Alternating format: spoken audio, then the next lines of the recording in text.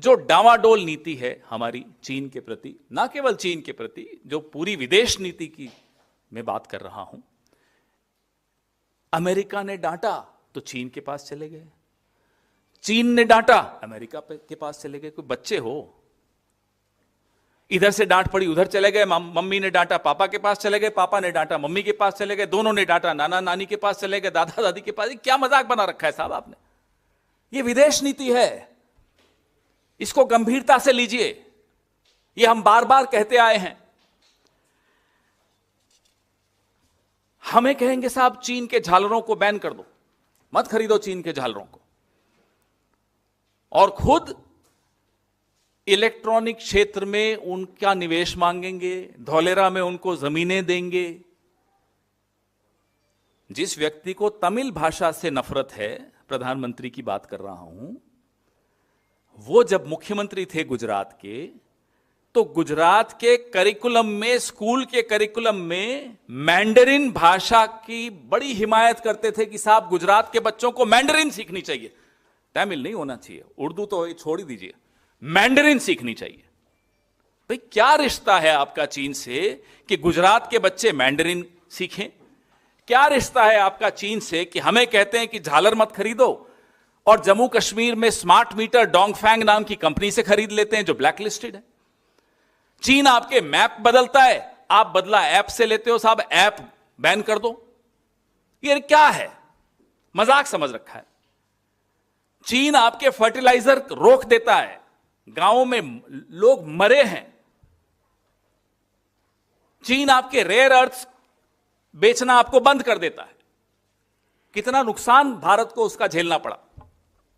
लेकिन आप जरा वो चलाइए, क्लीन चिट वाला वीडियो चलाइए जरा। ये 19 जून 2020 को तो हमें मालूम पड़ा कि नरेंद्र मोदी चीन से कितना डरते हैं। पहले तो ये बात दबी हुई थी, छिपी हुई थी। गलवान में हमारे 20 बहादुर सैनिक शहीद हुए, कोई फर्क नहीं पड़ा नरेंद्र मोदी को। चलाइए क्लीन चिट 20 जून को। यह इतिहास में दर्ज हो चुका है, आने वाली पीढ़ियां माफ नहीं करेंगी नरेंद्र मोदी को, क्योंकि पूरे विश्व को समझ में आ गया कि एक ऐसा व्यक्ति, एक बहादुर देश, एक बहादुर सेना, लेकिन एक ऐसा व्यक्ति प्रधानमंत्री बना है जिसको जरा सा डराओ वो पूरा डर जाता है, थर थर कांपता है, क्लीन चिट दे देता है।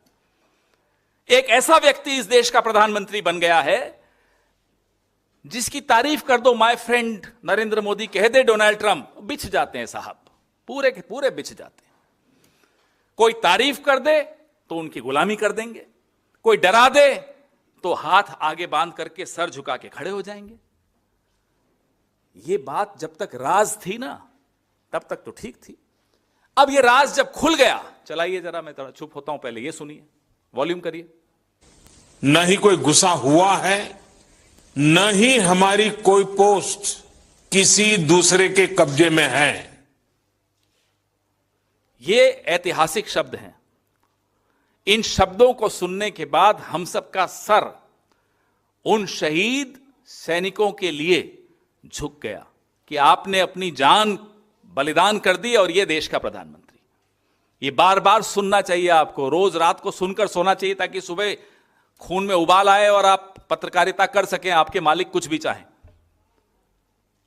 हमें कहते हैं छोटी आंख वाले गणेश जी मत खरीदो, देश के लिए अलग मापदंड, और खुद बैठकें करेंगे, व्यापारिक बैठकें करेंगे, कंपनीज पर से बैन हटाएंगे, पीएम केयर फंड में पैसा चीन की ब्लैक लिस्टेड कंपनी से लेंगे। भाई क्या मजाक है? मापदंड सबके लिए सेम होना चाहिए।